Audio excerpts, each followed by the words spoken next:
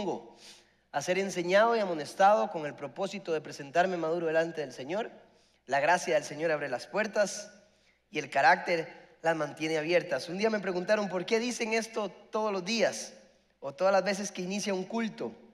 Bueno, porque creemos que tenemos que preparar nuestro corazón y se declara con la boca lo que queremos. Creemos que Dios tiene una puerta abierta por su misericordia, por su fidelidad, por su amor a nosotros. Siempre hay una puerta de Dios que Él quiere abrir para nosotros, y puede ser por medio de una enseñanza, de una palabra. Y hoy, ¿cuántos creen que hay una puerta abierta para ustedes? Eso sí, el corazón tiene que mantenerla abierta. Nuestro carácter, nuestra actitud tiene que demostrar que hay interés, sin importar quién está arriba, sin importar cómo se viste, sin importar nada. Usted sabe que Dios tiene una puerta abierta a través de la palabra. ¿Le parece?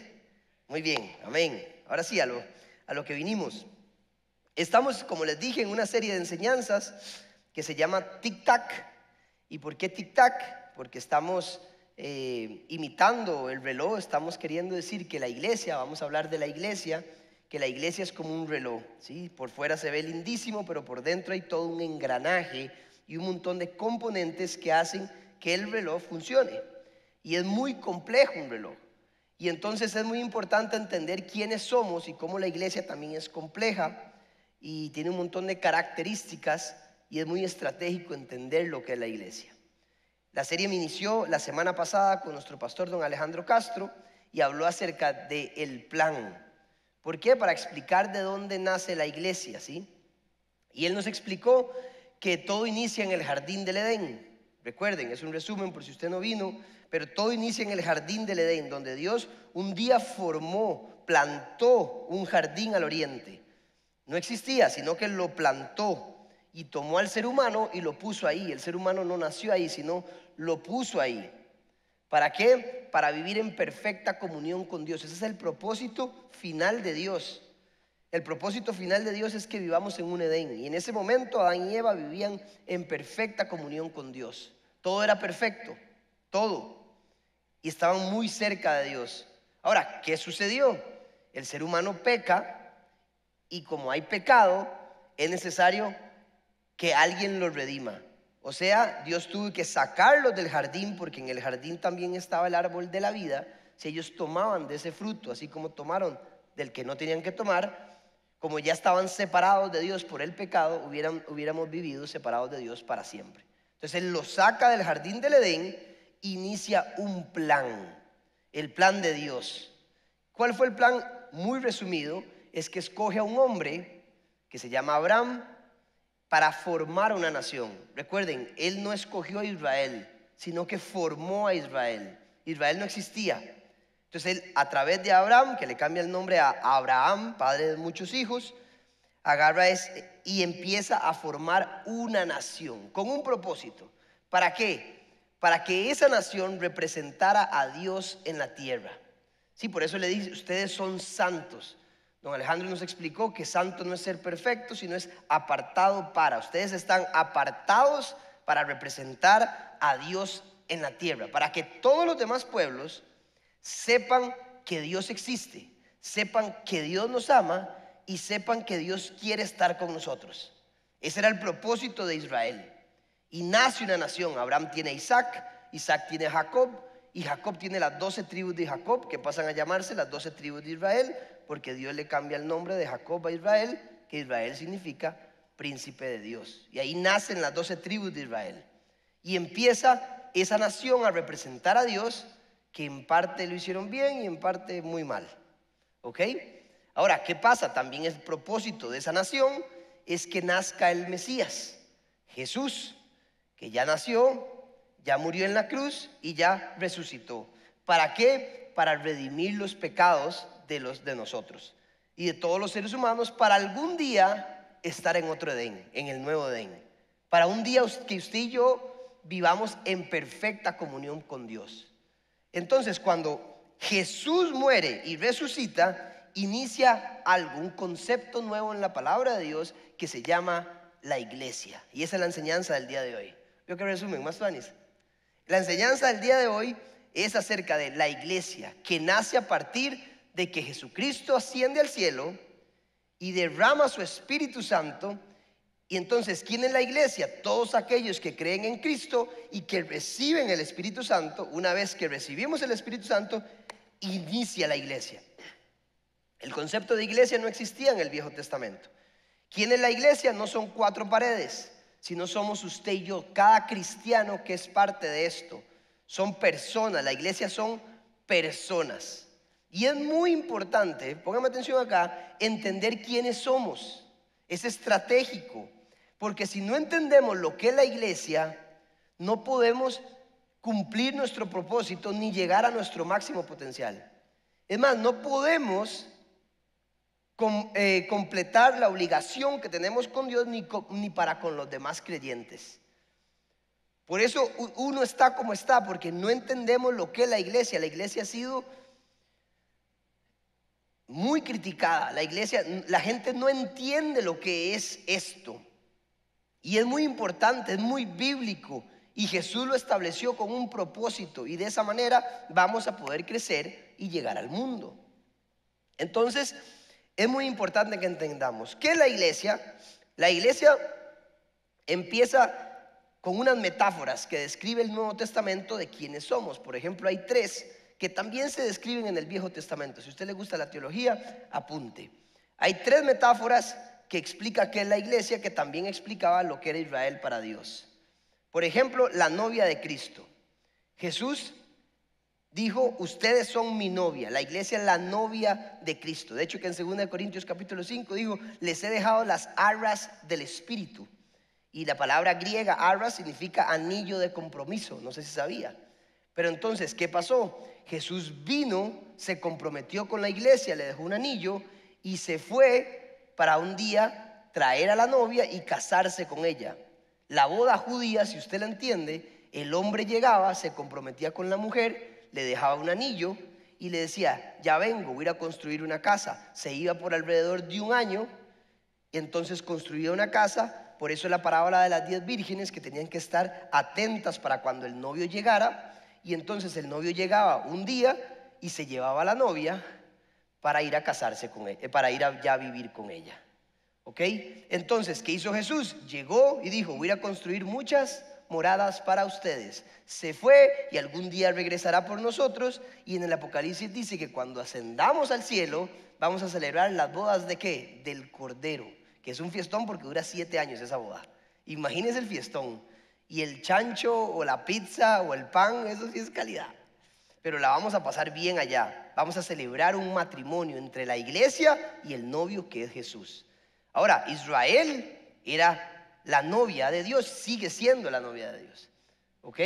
Entonces no hay un reemplazo de la iglesia de Israel. Esa es la teología del reemplazo. Eso creo que está errado, no es así. Dios sigue teniendo su plan con Israel, pero aparece la iglesia. Y la iglesia ahora tiene un plan también, que Dios tiene un plan para la iglesia. Esa es una metáfora. Somos la novia de Cristo, por ejemplo, para que usted entienda. Somos ¿qué también? Somos la viña de Jesús. En Juan capítulo 15 dice: ustedes son las ramas, los pámpanos, yo soy la vid. Separados de mí ustedes no pueden hacer absolutamente nada. También Israel fue marcado como la viña de Dios. Dios era la vid. ¿Ok? En Juan capítulo 10 también hay otra metáfora que dice que nosotros somos el rebaño. Él es el pastor. Dice: ustedes son mis ovejas y yo soy el pastor, y ustedes reconocen mi voz. Si se pierde una, yo salgo y la busco y la encuentro, porque me importan todas las ovejas. ¿Sí? Entonces nosotros somos el rebaño, Él es el pastor. Yo los llevaré por pastos verdes, los haré descansar. Ustedes reconocerán mi vara y mi callado, y aunque anden en valle de sombra no temerán ni mal alguno. Nosotros somos la iglesia, somos el rebaño de Dios. Entonces somos el rebaño, somos la novia y somos la viña. Esas son 3 metáforas que también aparecen en el Viejo Testamento. Ahora hay otras también, pero hay una en particular que es en la que me voy a enfocar, que es el cuerpo de Cristo. Y esta solo aparece en el Nuevo Testamento, donde Pablo lo explica muy bien. Y vamos a ir a 1 Corintios capítulo 12 para entender estratégicamente quiénes somos como cuerpo de Cristo, que creo que es muy importante. ¿Les parece? Ok, vamos a 1 Corintios capítulo 12. Dice lo siguiente: de hecho, aunque el cuerpo es uno solo, que es uno solo, tiene muchos miembros, y todos los miembros, no obstante ser muchos, forman un solo cuerpo. Así sucede con Cristo. Todos fuimos bautizados por un solo espíritu para constituir un solo cuerpo, ya seamos judíos o gentiles, esclavos o libres, y a todos se nos dio de beber de un mismo espíritu. Ahora bien, el cuerpo no consta de un solo miembro, sino de muchos. Si el pie dijera, como no soy mano, no soy del cuerpo, ¿no por eso dejaría de ser parte del cuerpo? Interesante. Y si la oreja dijera, como no soy ojo, no soy del cuerpo, ¿no por eso dejaría de ser parte del cuerpo? Si todo el cuerpo fuera ojo, ¿qué sería del oído? Si todo el cuerpo fuera oído, ¿qué sería del olfato? En realidad Dios colocó cada miembro del cuerpo como mejor le pareció. Si todos ellos fueran un solo miembro, ¿qué sería del cuerpo? Lo cierto es que hay muchos miembros, pero el cuerpo es uno solo. El ojo no puede decirle a la mano, no te necesito, ni puede la cabeza, la cabeza, esto es importante, decirle a los pies, no los necesito. Me brinco a versículo 26. Si uno de los miembros sufre, los demás comparten su sufrimiento. Y si uno de ellos recibe honor, los demás se alegran con él. Ahora bien, ustedes son el cuerpo de Cristo y cada uno es miembro de ese cuerpo. Ahora, ven qué interesante. Corintios era una iglesia complicada. Pablo tuvo que regañarlos. De hecho, que hay más cartas que no están en la Biblia que supuestamente escribió Pablo a los corintios. Y la iglesia de Corinto era muy complicada, vivían en un puerto y eran muy fiesteros. Y se estaban manejando mal las cosas. Primero porque había un poco de división. Empezaron a decir, yo soy de Pablo, y el otro de Apolos. Pablo decía que él plantó y Apolo regó. Apolo era el pastor, él dejó ahí a Apolo para que predicara, para que pastoreara. ¿Sí? Entonces ya la gente estaba diciendo, no, yo soy de Apolo, y el otro decía, no, yo soy de Pablo, y el otro decía, no, yo soy de esto, y Pablo les dice, entiendan. O sea, ustedes no son de Andrés, de don Ale, de doña Flora, de Alex, de los pastores de los ministerios, no. Ustedes son un solo cuerpo, uno solo. La primera característica de un cuerpo es que es la unidad. Esto es importante, digo conmigo, unidad. Un solo cuerpo es unidad, y si no entiendo que soy unidad, entonces no puedo funcionar. Dijo, aunque la oreja diga que no es del cuerpo, sigue siendo del cuerpo. ¿Cuántos cristianos usted ha escuchado decir, yo no necesito ir a la iglesia para estar con Cristo? Yo estoy solo, yo mi cristianismo lo vivo solo. Es más, no me gusta hacer nada porque lo vivo solo. ¿Cuántos han escuchado decir de eso? Es porque no han entendido el concepto de unidad. Somos uno solo. Y en el momento que entendemos que somos uno solo, entendemos que nos necesitamos, que nos potenciamos. Vea este ejemplo. Si usted llega y se clava una espina en su pie, ¿quién saca la espina de su pie? La mano. ¿Y quién dirige la mano para poder ver la espina? El ojo. ¿Y quién le da la orden a la mano y al ojo ver ahí? La cabeza. Funcionamos como unidad, somos uno solo. Ahora, muchos de nosotros tenemos espinas en el pie y no sabemos que la solución la tiene el hermano que tiene al lado. Por eso seguimos con espinas, porque creemos que podemos solos, pero no entendemos que somos miembros de un solo cuerpo. ¿Cómo voy a poder yo hacer todo si Dios me diseñó nada más como miembro de un cuerpo? ¿Cómo puede la cabeza avanzar sin los pies? Interesante, ¿verdad? En Colosenses 1:18 dice, y Cristo, Jesucristo, es la cabeza del cuerpo, de la iglesia. O sea, hay una cabeza que es Jesús, pero vean qué interesante. Jesús dijo que Él era la cabeza, pero decidió necesitarnos para caminar. Por eso Pablo enfatiza, ¿qué sería de la cabeza sin los pies? Jesús pudo haber dicho, yo soy un solo cuerpo, pero decidió participar con usted. O sea, ¿cómo hacemos para avanzar y para llegar y anunciar las buenas nuevas y trabajar multiplicar si no funcionamos en unidad? Es tiempo de que la iglesia entienda que el que está al lado necesita de usted. La gente lo necesita a usted y usted necesita a los demás. Porque todos funcionamos como un solo cuerpo, y aunque usted crea que no es parte del cuerpo, lo es. Siempre he dicho, por eso hay canciones no escritas, prédicas que nunca se enseñaron, enseñanzas que nadie dijo, porque ahí está la gente dormida creyendo que no funciona, creyendo que no sirve, creyendo que no tiene propósito. Ahí hay testimonios que nunca nadie va a poder contar porque es su propia vida. ¿Quién puede vivir su propia vida? Nos hizo únicos, somos un organismo vivo que es irreemplazable. Su testimonio nadie lo tiene, nadie, nunca nadie. Podrán vivir cosas parecidas, pero nunca nadie va a ser lo que usted es. Usted es miembro del cuerpo y es necesario. Y en el momento que usted no funciona, el cuerpo anda cojo. Porque usted es algo, un riñón, un corazón. Algo tiene usted importante para nosotros. Y si no trabajamos en unidad, si no entiendo que soy parte de algo, entonces no cumplo el propósito. Una vez explicaron la hormona de la tiroides. Los que tienen problemas de tiroides es que la hormona se libera y empieza a andar por todo el cuerpo.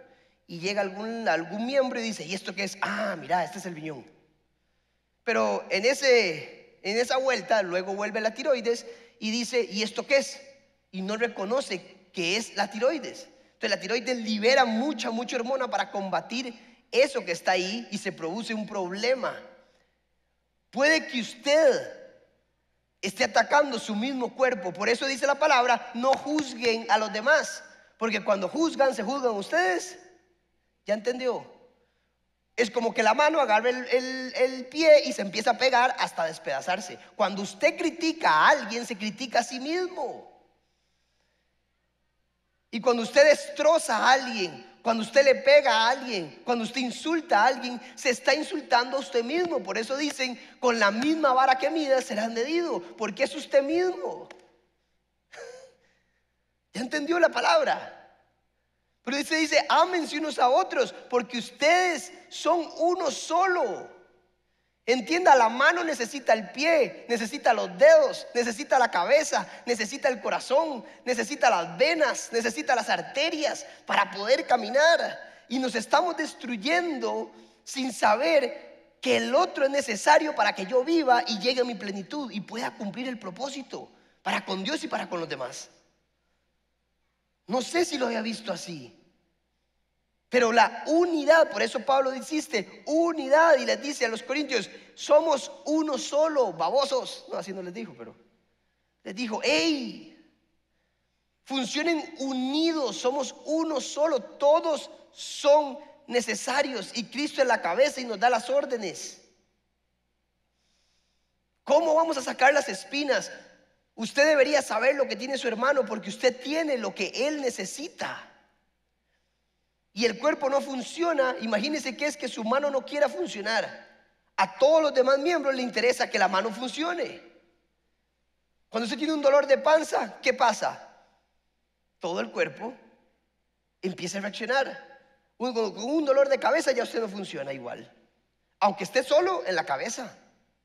Por eso el versículo 26 dice, si uno de los miembros sufre, los demás comparten su sufrimiento. Deberían ver qué necesita el otro para poder curarse, porque todos somos uno solo. Y si uno sufre, estamos mal todos. Es como el dolor de panza, de gastritis, que aunque esté solo aquí, no funcionó bien. Esa es la iglesia. Y dice, y si uno de ellos recibe honor, los demás se alegran con él. ¿Por qué? Porque somos uno solo. Si uno hace bien las cosas, yo también las hice bien. Porque para que él llegara ahí, muchos miembros del cuerpo tuvieron que ayudarle. Esa es la unidad. Es tiempo de que usted entienda que no puede andar solo. Usted no crece solo. Por eso estás donde estás, porque no has entendido que se necesita congregar. En la congregación Usted es parte de algo y crece porque Dios nos hizo seres relacionales para compartir, para relacionarnos, porque el potencial nuestro está en un cuerpo, no en un solo miembro. Y aunque usted quiera, solo no puede. No puede. Y necesita de muchos, no de uno, de muchos para avanzar. Y entre más tenga al lado, usted avanza. Por eso digo, congréguense. Por eso es la importancia de la iglesia. ¿Qué sería yo sin el ministerio de Paz Music? ¿Qué serían ustedes sin alabanza aquí? Qué aburrido. ¿Qué sería usted sin los anfitriones? ¿Qué sería usted sin cada pastor de ministerio de los 22 ministerios que hay? ¿Qué sería usted sin el ministerio de finanzas para que usted crezca? ¿Qué sería usted sin que el predicador predique? No existiría la iglesia. Y todos componen un cuerpo para que algo se dé. Pero lo importante es que usted no fue hecho para calentar solo una silla, sino para ser parte de ese cuerpo. Muévase. Es tiempo de ser parte. Y puede que usted no esté cumpliendo su parte. Ahora, segunda característica, que vamos a ir a 1 Corintios también, versículo 4, es la diversidad. La primera era la unidad. Segundo, diga conmigo, diversidad. Diversidad. Y dice lo siguiente: ahora bien, hay diversos dones, pero un mismo espíritu. Hay diversas maneras de servir, pero un mismo Señor. Hay diversas funciones, pero es un mismo Dios el que hace todas las cosas en todos. A cada uno se le da una manifestación especial del Espíritu para el bien de los demás. A unos Dios les da por el Espíritu palabra de sabiduría, a otros por el mismo Espíritu palabra de conocimiento, a otros fe por medio del mismo Espíritu, a otros por ese mismo Espíritu dones para sanar enfermos, a otros poderes milagrosos, a otros profecía, a otros el discernir espíritus, a otros el hablar en diversas lenguas y a otros el interpretar lenguas. Todo esto lo hace un mismo y único Espíritu, quien reparte a cada uno según Él lo determina. Diversidad. Hay una cantidad, es diversidad. Son muchos miembros diferentes, pero un solo cuerpo, un solo espíritu nos bautizó. No varios espíritus, uno solo. Y está hablando de los dones espirituales. Ponga atención acá porque a usted le interesa esto. Los dones espirituales no son habilidades naturales ni talentos, sino son dones que reparte el Espíritu. Y reparten muchos. Está el don de lenguas, don de profecía, don de fe, don de milagros, dice, don de discernimiento de espíritus, don de interpretación de lenguas, don de lenguas. Entonces, cada uno de esos tiene un propósito y el don no es suyo, es del Espíritu, pero a todos se les dio, aunque sea uno, a todos. Entienda, cuando usted recibió el Espíritu Santo, usted le dieron dones. Ahora, ¿cómo voy a operar si ni siquiera sé cuál es mi don?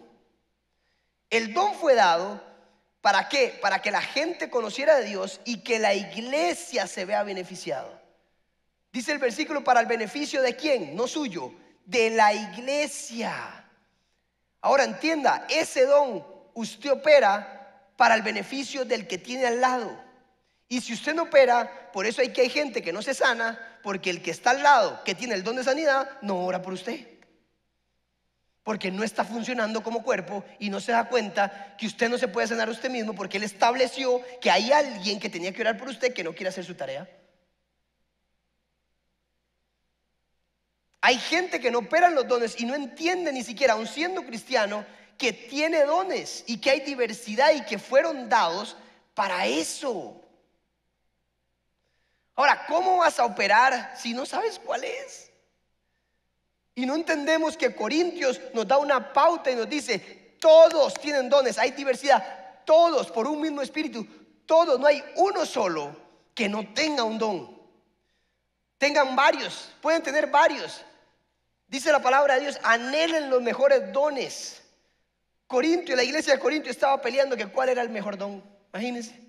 Y estaban diciendo que el don de lenguas era el más importante y el más chuzo de todos, porque era raja la papaya, sube la baranda, baja la baranda. Y entonces decían, se estaban peleando por eso.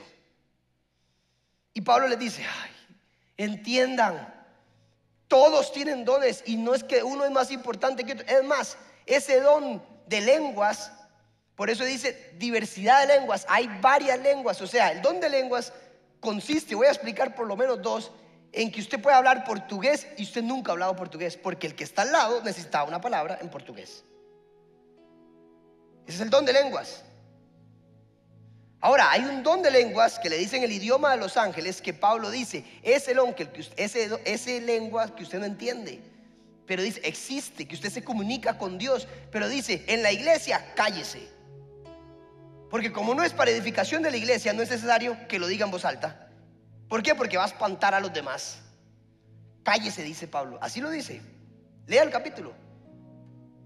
Si usted habla en lenguas, se edifica a sí mismo. Misterios habla porque es para su propio espíritu. A menos que haya interpretación, que alguien entendió lo que usted dijo, y entonces sí tiene edificación todos los demás.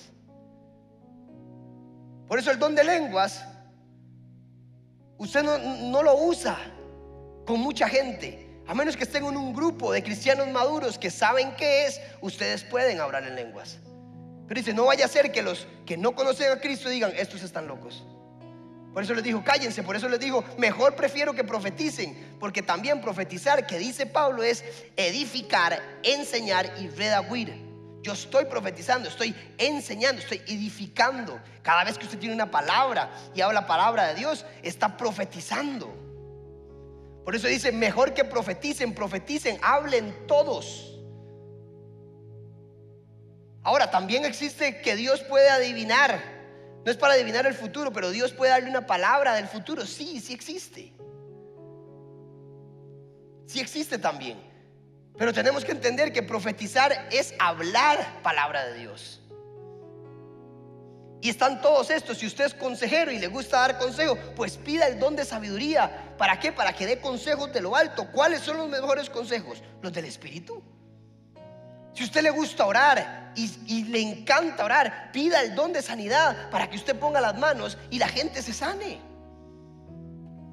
Para eso es. Si a usted le gusta orar, también pida el don de discernimiento de espíritu para guiar la oración. Para eso es el don. Aquí hay un espíritu de muerte, aquí hay un espíritu de dolor, aquí hay un espíritu de la mamá, de la abuela, aquí hay un pacto de Satanás que tienen que quebrarlo. Ese es el discernimiento de espíritu. Y Dios lo da porque es un poder especial del reino de los cielos para que operemos en el reino de la tierra. Y fue dado para que usted viera, Jesús operaba en dones para que todos los demás glorificaran a Dios. Pero ¿cómo hace usted si usted no sabe cuál es su don? Puede que tenga 20, 10 años de ser cristiano y nunca ha operado en un don. Hay una parábola de los talentos que es de mis favoritas, que dice que una vez, dice, el reino de los cielos, es Jesús hablando, y póngame atención acá, el reino de los cielos es semejante a un rey que bajó y repartió dones.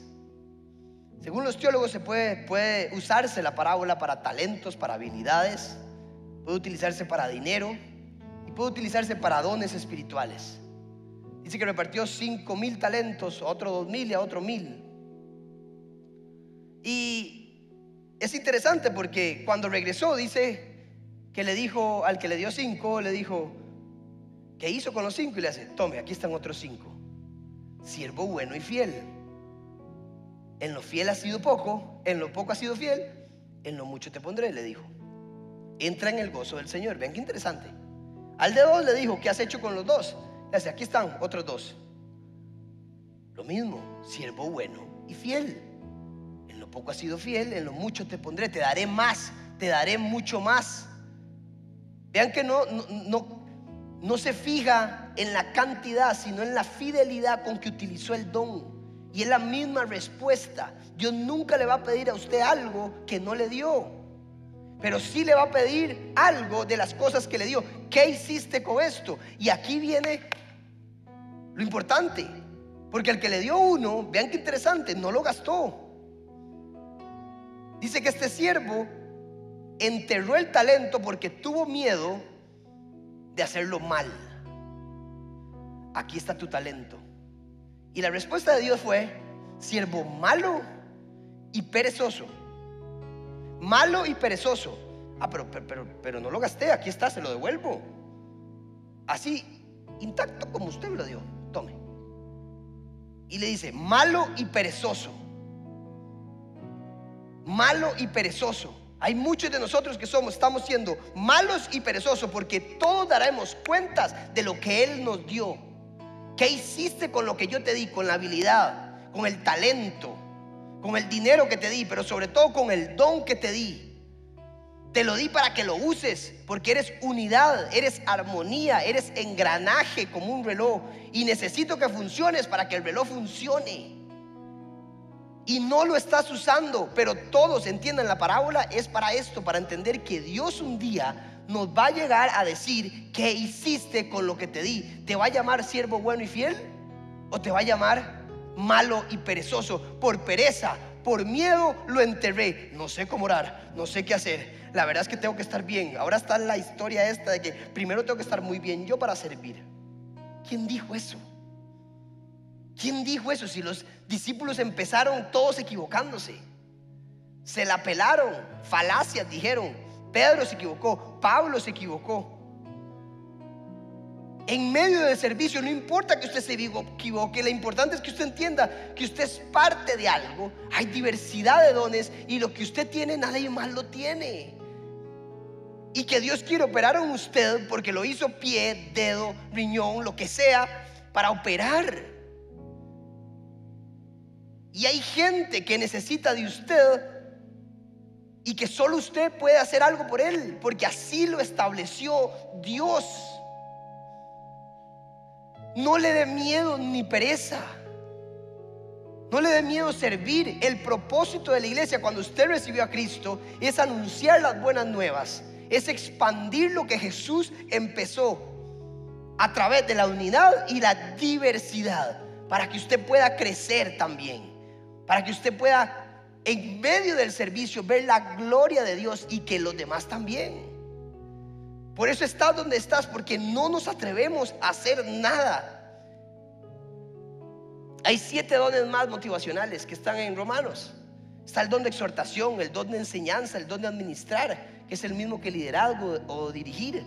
Está el don de dar, hay dadores. Ustedes saben, hay dadores. Y si lo dividen en porcentajes, el 25% de la gente que está acá tiene el don de dar y no saben. Aquel que tiene necesidad, Dios te hizo y te va a multiplicar para darle a los demás. Porque como somos un cuerpo, aquel que está en crisis, la iglesia lo saca porque todos sufrimos. Hay don de exhortación, hay don de enseñanza, hay don de misericordia, hay don de dirigir, hay don de administrar, don de milagros, don de fe. Cuando nadie más tiene fe, usted tendrá fe para su familia estaría mejor, sus hermanos, sus hijos, cuando usted opera en don. ¿Sabe qué es la unción? La aprobación de Dios en lo que estás haciendo. Cuando usted opera en un don es porque el Espíritu de Dios se lo dio. Por lo tanto hay aprobación de Dios en medio de lo que usted está haciendo. Y cuando hay unción, hay poder.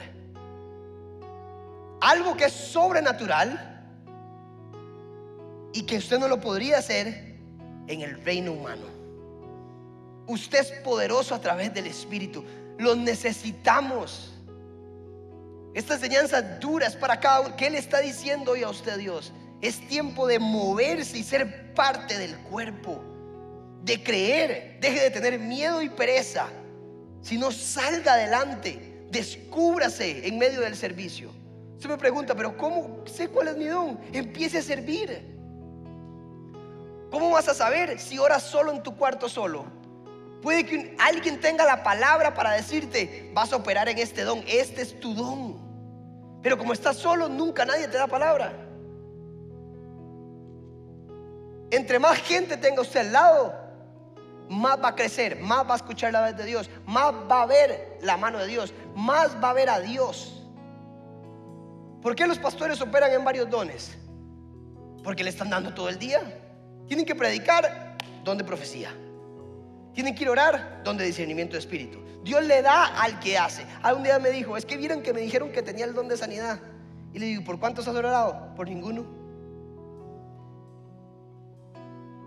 Pero es que no sé. Mándese. ¿Cómo descubrí yo que tenía el don de sanidad? Un día alguien estaba enfermo y me dijeron, vaya, ore por él. Pero yo no sé cómo, hace años de años. Vaya, ore nada más. Y oré en responsabilidad, nada más puse la mano. Al día siguiente lo operaban, nunca lo operaron. El tumor desapareció. Y dije, wow. Ahora, ¿qué hago yo? Voy a hospitales, voy a orar y oro a todo mundo. Aunque no es mi don, yo no puedo decir, vengan todos los que estén enfermos el martes porque voy a orar por todos los enfermos. Yo no sé quién va a sanar o no, porque es del Espíritu. No puedo decir, ¿dónde profecía? Les voy a dar profecía a todo mundo, vengan miércoles de profecía. No, porque es del Espíritu. Pero mi responsabilidad es orar, porque cuando Dios quiere operar en ese don, lo voy a operar.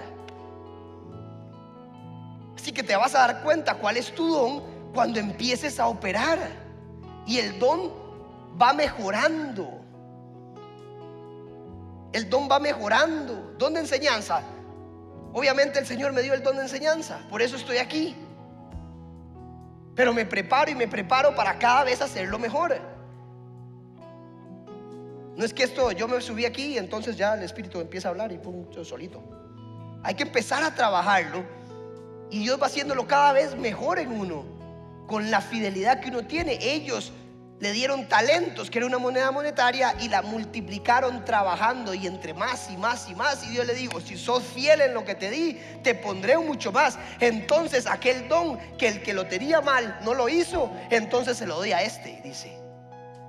Por eso hay gente que operan un montón de dones, porque han sido fieles en el primero que le dieron. Yo sé que usted quiere operar. Yo sé que usted quiere, porque además fuimos hechos para eso, para vivir en unidad y en diversidad, y para que los demás se beneficien. Cumpla su parte. Somos iglesia, y cuando la iglesia opere, cumplimos el propósito divino y todos salimos beneficiados. Amén. Denle un aplauso al Señor.